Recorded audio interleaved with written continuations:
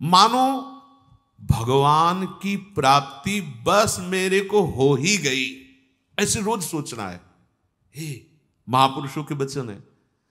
तीसरी बात बहुत जोर की है, नाम जप और भगवत स्मृति इसी में आ जाएगी, क्योंकि भगवान की कृपा से सब कुछ हो जाता है। मुझे इस जन्म में भगवत प्राप्ति पक्का होगी, भगवान की कृपा बल से, प्रियाजू की कृपा से।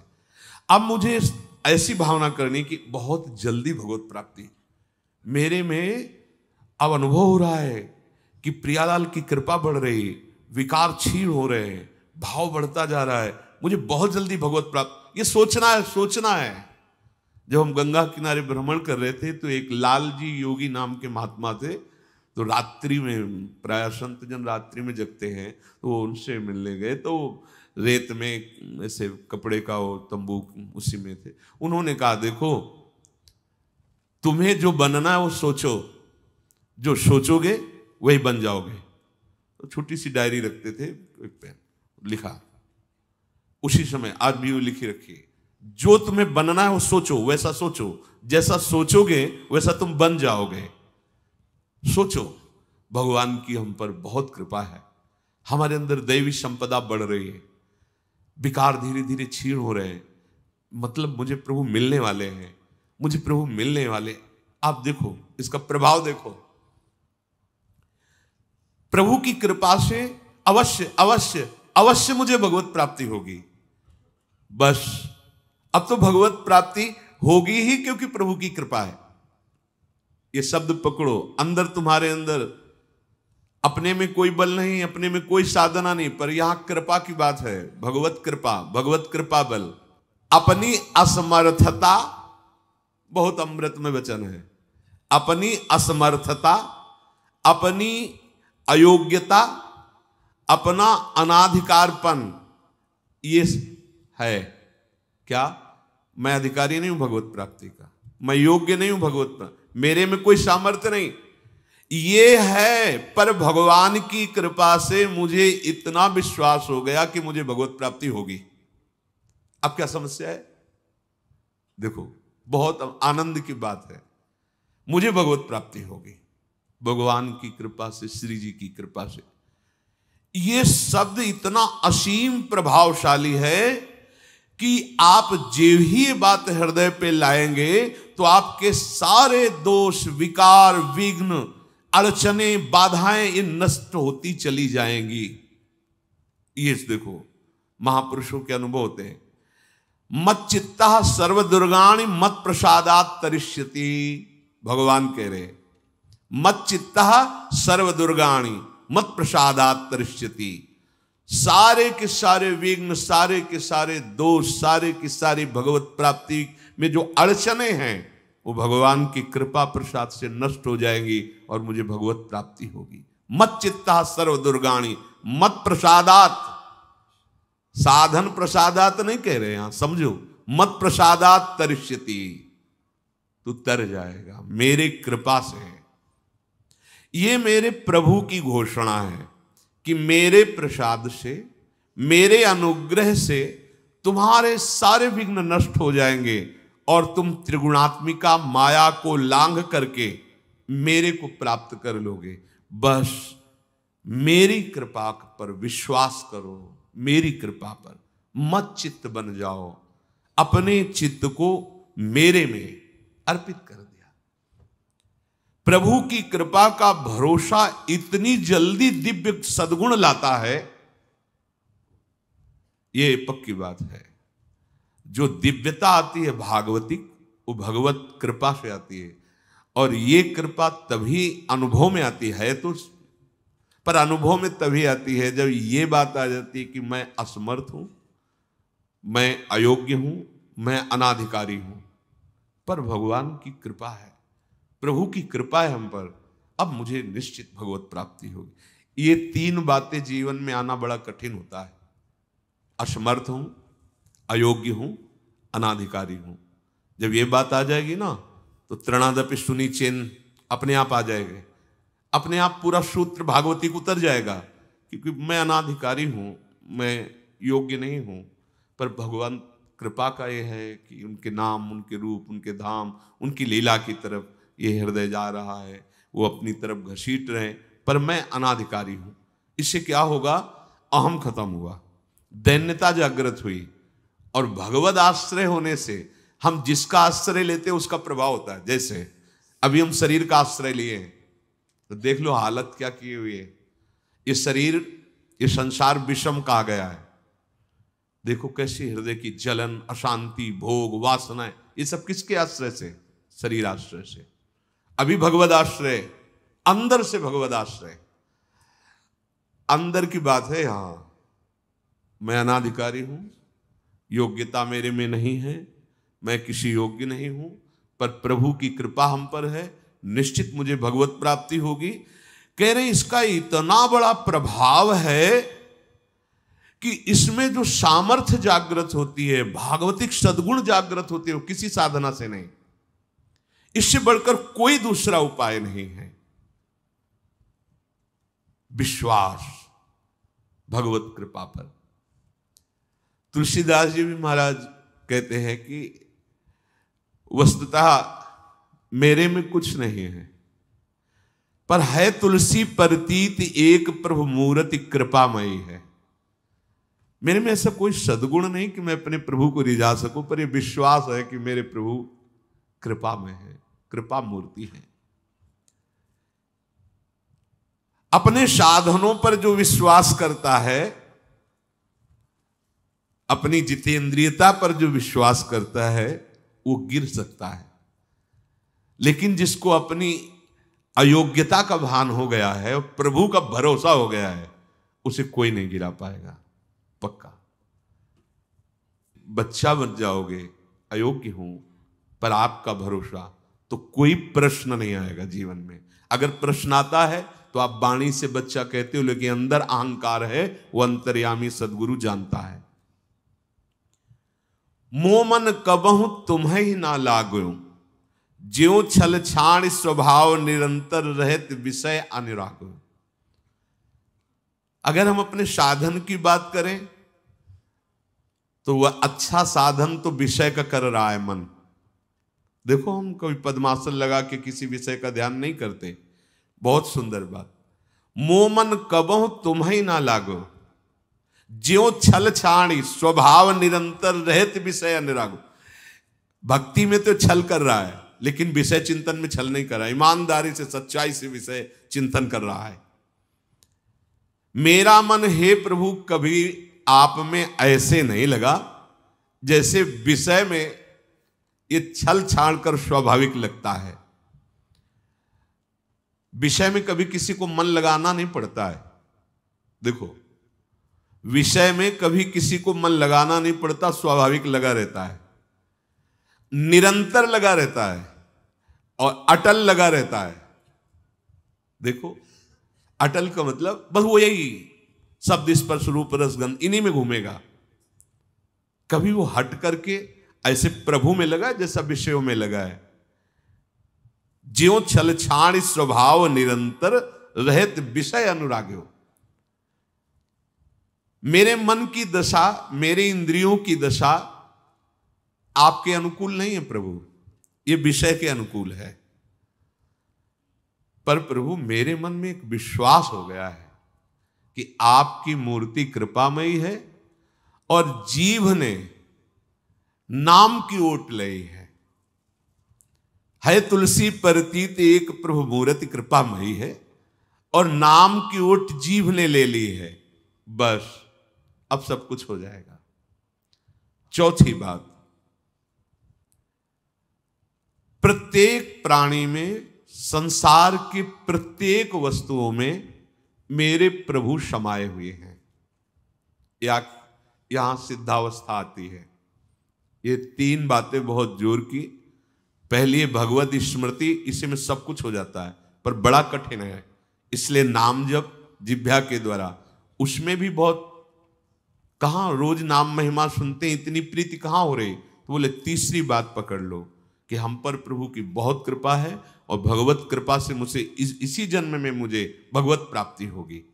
चौथी बात, ये बहुत ही आवश्यक है क्योंकि अगर ये नहीं तो भजन करना कठिन, बचाना कठिन, पचाना कठिन। इससे भजन तुम्हारा पच जाएगा, तुम सिद्ध हो जाओगे।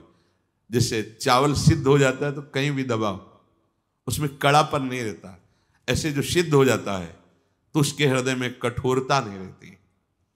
प्रेम से द्रवित हृदय होता है। कठोर हृदय में ही काम, क्रोध, लोभ, मोह, मद, मत्सर रहते हैं। शुष्क हृदय में, द्रवित हृदय में नहीं रहते। प्रत्येक प्राणी, संसार के प्रत्येक वस्तु में मेरे भगवान विराजमान है। कोई ऐसी जगह नहीं जहां भगवान ना हो। ये बैठालना है, हमें दिखाई दे रहा है, माइक है, दिखाई दे रहा है ये, लेकिन जब सृष्टि नहीं थी तो ये माइक नहीं था। जब सृष्टि नहीं रहेगी तो माइक नहीं रहेगा। बीच में माइक जो दिखा रहा है कौन? जो सृष्टि के पहले था, जो सृष्टि के बाद में था, वही बीच में भी मत्ता पर तरम नान्यत किंचिदस्ति, किंचन मात्र, कुछ और नहीं, मेरे प्रभु बने हुए हैं। प्रहलाद जी की सिद्धावस्था यही तो हुई थी गुरुदेव नारद की कृपा से, कि सर्वत्र भगवान है। तो खंभे से भी नरसिंह भगवान,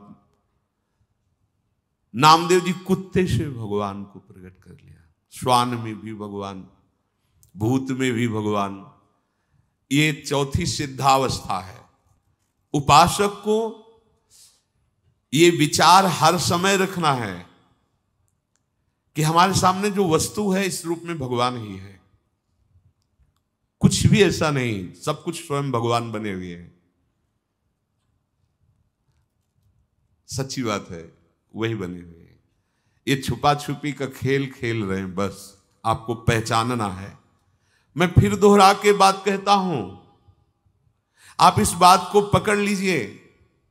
आपके सामने कोई भी कार्य की वस्तु आए या व्यक्ति आए या दृश्य आए, आपको सबसे पहले उसमें भावना करनी है, मेरे प्रभु विराजमान।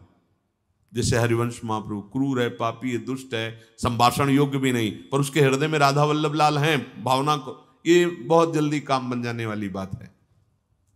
मानो आप गृहस्थ में, आपका लड़का सामने आया, आपकी पत्नी सामने आए, आपके कोई मित्र सामने आए, आपको पहले याद करना है इनके हृदय में राधा वल्लभ लाल विराजमान। वस्तुता वही है पूरे, पर हमें पहली भावना करनी है।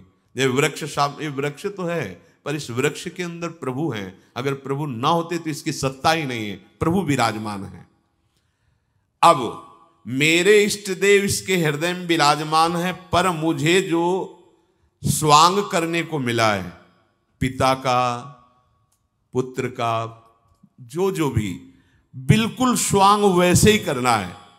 अगर मालिक का स्वांग करना है तो हम नौकर से बर्ताव वैसे ही करेंगे, जैसे पुत्र से बर्ताव, पत्नी से बर्ताव, पर अंदर भाव देखना है, मेरे प्रभु इसके हृदय में विराजमान है, मुझे ये सेवा दी है।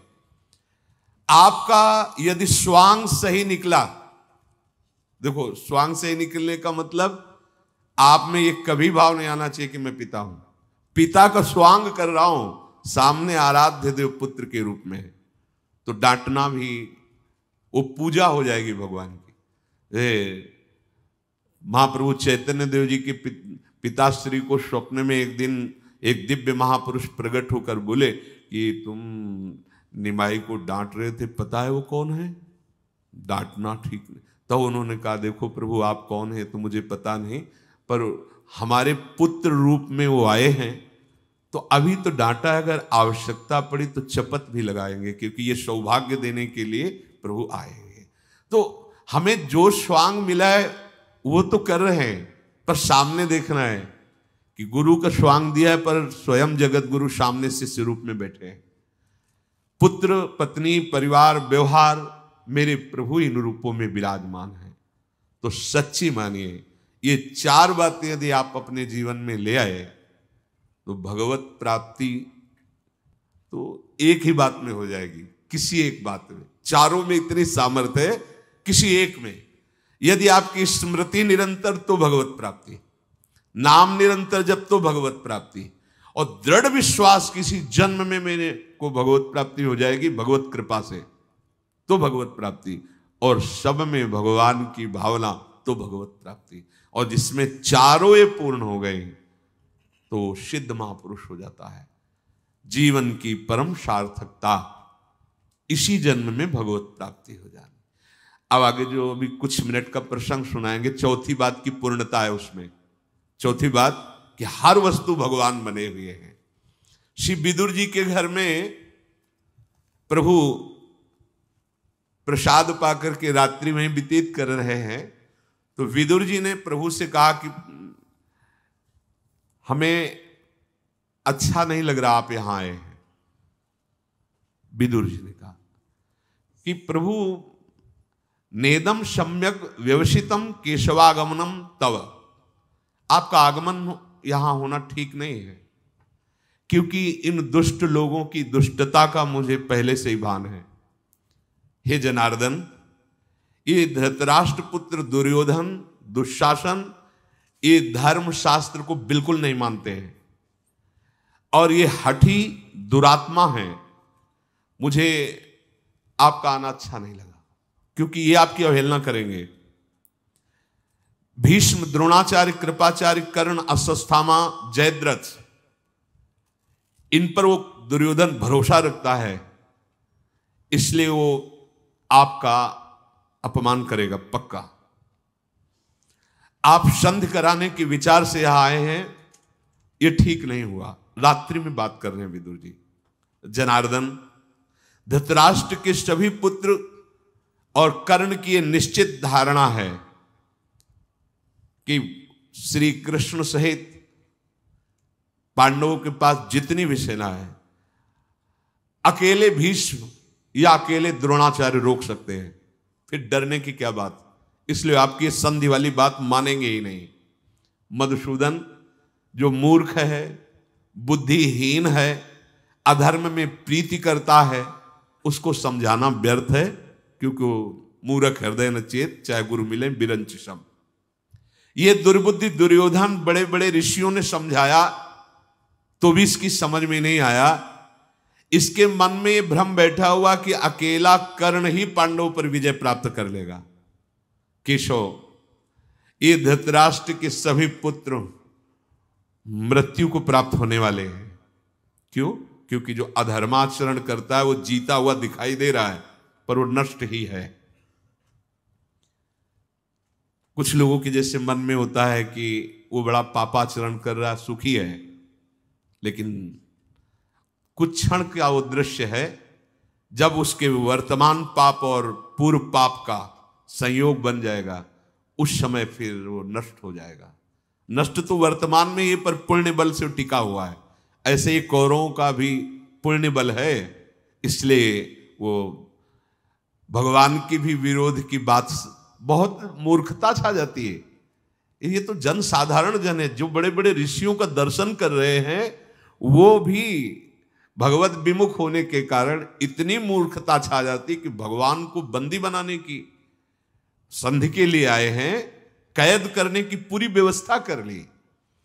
तो हे जनार्दन, ये पापपूर्ण विचार करने वाले कौरवजन, अब मुझे ये अच्छा नहीं लगेगा कि आप अब हमारे घर से फिर सभा में जाएं, पर आप जाएंगे संधि के लिए, तो हम आपको संकेत में बताए देते हैं कि भारी से भारी प्रतिकूलता वहां उपस्थित हो सकती, क्योंकि सब ये दुर्योधन, दुशासन आदि दुष्ट स्वभाव के हैं। विदुर जी महाराज प्रभु श्री कृष्ण से कहा, हे कमल नयन, आपके दर्शन से मेरा सौभाग्य हुआ, पर मैं जो बात कही कि आपका आना यहां उचित नहीं है, वो केवल अपनी प्रियता के कारण कही है। प्रभु, आप समस्त देहधारियों की अंतरात्मा हैं, आपको कौन परास्त कर सकता है, पर हमारी प्रियता ऐसी है कि अब सभा में दोबारा ना जाए, क्योंकि आप जाएंगे हमें पता है और वो दुष्टता करेंगे। पूरी रात व्यतीत हुई, सुबह भगवान अपनी दिनचर्या की, इतने में देखा कि शकुनी और दुर्योधन विदुर जी के घर आए। बड़ा जब अभिमान होता है तो वो प्रणाम भी दूसरी कोटि का होता है, और कहा, दशारथ नंदन महाराज धृतराष्ट्र सभा में आपका स्मरण कर रहे हैं, प्रातःकालीन सभा में आप उपस्थित होइए, हम आपको लिवाने आए हैं। भीष्म आदि भी आपके दर्शन की प्रार्थना की है, भगवान ने उन्हें सांत्वनापूर्ण वचन दी कि आप चलो हमारे। सबके अधिष्ठान स्वरूप भगवान श्री कृष्ण सारथी को आदेश किया। कीर्तिमान भगवान श्री कृष्ण का वो दिव्य रथ मानो शास्त्रों सूर्य एक साथ प्रकाशित हो, ऐसा तेजो में गरुण ध्वजा, ध्वजा में भगवान गरुण देव जी का चिन्ह विराजमान। भगवान विदुर जी के घर से रथ में बैठ करके सभा में आए। अलसी के फूल की भांति मनोहर श्याम कांति है श्री कृष्ण की। अतसी पुष्प संकास पीतवासा जनार्दन व्यभ्राजत सभा मध्य हेमनी वो पहितो मणि। श्याम कांति, वो श्यामता इस सृष्टि में नहीं है। पीतांबर बिजलियों की सी कांति, ऐसा पीतांबर धारण किए हुए बड़ा ही सुंदर स्वरूप, अद्भुत कांति। प्रभु श्री कृष्ण जे हुई सभा में प्रवेश किए, सब खड़े हो गए। एक स्वाभाविक जो धर्मयुक्त हैं, भक्ति युक्त हैं, उनकी भावना है, पर जिनके भावना भी नहीं उनको भी खड़ा होना पड़े, क्योंकि तेज है, सामर्थ्य ऐसी है। वो तो प्रभु के जनों में ऐसी सामर्थ्य होती है। सब के सब सभा खड़ी हो गई। जैसे रावण की सभा में जैसे अंगद प्रवेश करते या हनुमान जी प्रवेश करते, आश्चर्यचकित होकर के सब यंत्रवत, क्योंकि भागवतिक शक्ति, ये तो स्वयं भगवान है। सारी सभा मौन, किसी की कोई भी आवाज नहीं निकल रही। यदुकुल तिलक भगवान श्री कृष्ण ने मानो जैसे मेघ गंभीर गर्जना करते हैं, ऐसे कहा कि सब लोग विराजिए, बैठे। धृतराष्ट्र जी से कहा, भरत नंदन, मैं आपसे यहां विनय करने के लिए आया हूं कि आप क्षत्रिय वीरों का संहार करवाने वाले मत बने। पांडव भी आपके पुत्र हैं, आप शांति का स्थापन करें, अर्थात संधि स्वीकार करें। नरेश, आपके कल्याण के लिए सिर्फ मैं बोल रहा हूं। ये भगवान इसलिए कह रहे कि मैं कोई भयवश प्रार्थना करने नहीं आया हूं, आपके कल्याण के लिए। क्योंकि जितनी जानने योग्य बातें हैं वो सब आप जानते हो। धृतराष्ट्र से कहा, कुरुनंदन, ये तुम्हारा पुत्र जो दुर्योधन है, ये धर्म के विरुद्ध आचरण करने वाला पापात्मा है, और इसका अनुसरण आप कर रहे हैं। इसका मतलब है कि सर्वनाश निश्चित होना है। पर आपको हम इस भयंकर विपत्ति से बचाना चाहते हैं। आप इस दुष्ट की उपेक्षा कर दीजिए और पांडवों को अपना लीजिए, तो भूतल के क्षत्रियों का संहार रुक जाएगा। यदि आप चाहते हैं कि ये भयानक विनाश लीला ना हो, तो आप दोनों पक्षों में शांति स्थापना करने के लिए पांडवों को सम्मानित कीजिए, बुलाइए और आधा राज्य वापस कर दीजिए। इस समय मैं संधि कराने के उद्देश्य से आपके पास आया हूं। आप अपने पुत्रों को मर्यादा में रखिए और पांडवों को मैं नियंत्रण में रखूंगा, तो जनसंहार बच जाएगा। और यदि राजन आप अपने पुत्रों को शासन में नहीं रखते, तो मैं तो प्रयत्न करने आया ही हूं संधि का, पर इसमें आपको ये बता देता हूं कि कोई नहीं बचेगा। ये जो आप गर्व करके 11 अक्षौणी सेना और सब, कोई नहीं बचेगा। पांडवों के साथ वैर करने वाला कोई भी त्रिभुवन में हो, उसका परिणाम अच्छा नहीं होगा, भगवान बोल रहे हैं।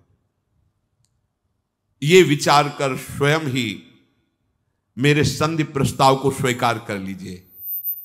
ऐसा करने से आपको यश प्राप्त होगा। मेरी राय है कि अभी घोषणा करवा दीजिए आप। भगवान श्री कृष्ण धृतराष्ट्र से बोले कि अब हमारा पांडवों के साथ कोई वैर नहीं है, और मैं अभी पांडवों को बुलाता हूं। वो आपके चरण छुएंगे, आपके चरणों के समीप बैठेंगे, और युधिष्ठिर और दुर्योधन समान सिंहासन पर बैठे, आप घोषणा करवा दीजिए कि अब कोई वैर नहीं, अब शांति। जब भगवान ऐसा बोल रहे थे, दुर्योधन उसी समय खड़ा हो गया सभा में और कहा, वसुदेव नंदन, आप सोच विचार के बाद क्यों नहीं बोलते?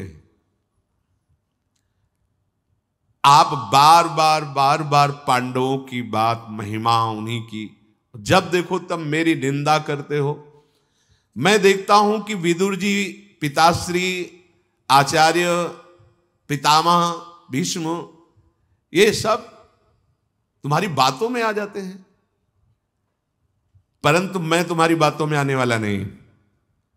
बुद्धि जब भ्रष्ट हो जाती तो इसे कहते हैं बुद्धि भ्रष्ट होना। पांडवों को जुए का खेल जब नहीं आता था तो क्यों खेले, और उसमें खेले, मेरे मामा ने विजय प्राप्त करवा दी, तो मेरा इसमें दोष क्या है? अब मैं क्यों राज्य वापस करूं? मैंने जीता है। हम लोग किसी भी भयंकर कर्म करने वाले से भयभीत नहीं होते। भगवान से बात कर रहा है दुर्योधन। हम क्षत्रिय हैं, युद्ध के भय से साक्षात देवराज इंद्र भी आ जाए तो मैं नतमस्तक नहीं होऊंगा। श्री कृष्ण, मैं क्षत्रिय धर्म को जानने वाला हूं। भीष्म, द्रोण, कृपाचार्य, कर्ण, ये मेरे पक्ष में है। बड़े से बड़े देवता भी इनको नहीं जीत सकते, फिर आप मुझे भयभीत क्यों कर रहे हैं? ध्रियमाणे महाबाहो मयि संप्रति केशव, यावद् तीक्ष्णया सूच्या विद्धे दग्रेण केशव। जितने से सुई चुभोई जाती है उतनी नोक की जगह भी आप संधि कराने आए, सुन ले, बिना युद्ध के मैं नहीं दूंगा, सुई के अग्रभाग भर भी नहीं दूंगा। बारीक सुई की नोक से जितना छेद होता है, तुम 5 गांव आधा राज्य की बात करते हो, मैं सुई की नोक भर भी नहीं दूंगा। दुर्योधन की बात सुनकर भगवान श्री कृष्णचंद्र जी के नेत्र लाल हो गए और दुर्योधन से कहा, दुर्योधन, अब मुझे पक्का पता है कि तू रणभूमि में सैया में सोना चाहता है और अपने भाइयों और मंत्रियों और सहायकों का भी नाश कराना चाहता है। मूढ़, तू जानता नहीं है किससे बात कर रहा है। महात्मा पांडवों की केवल समृद्धि के लिए मैं इस तरह से बात कर रहा हूं, संधि की नहीं। शकुनी, दुशासन और तुझ जैसे को दंड देना मुझे आता है। दुर्योधन, फिर भी बात मान जा। कर्ण और दुशासन को तुम बहुत बड़ा बलवान समझ रहे हो, कई बार युद्ध छोड़ के भागा है अर्जुन से। अब भी तू बात मान ले, तेरी हितैषिता की बात कह रहा हूं, तेरा कल्याण होगा, सबका मंगल होगा।